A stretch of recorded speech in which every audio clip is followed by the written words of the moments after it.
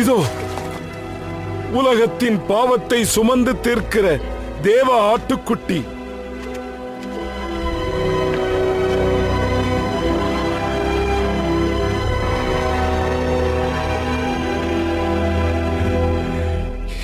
எனக்கு பின் ஒருவர் வருகிறார்.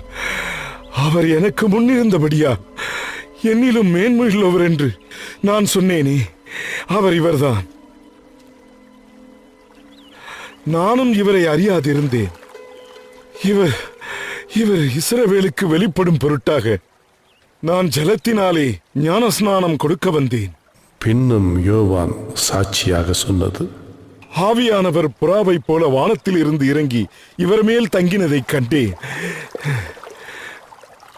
நானும் இவரை அறியாதிருந்தேன். ஆனாலும் ஜலத்தினால் ஞானஸ்நானம் கொடுக்கும்படி என்னை அனுப்பினவர்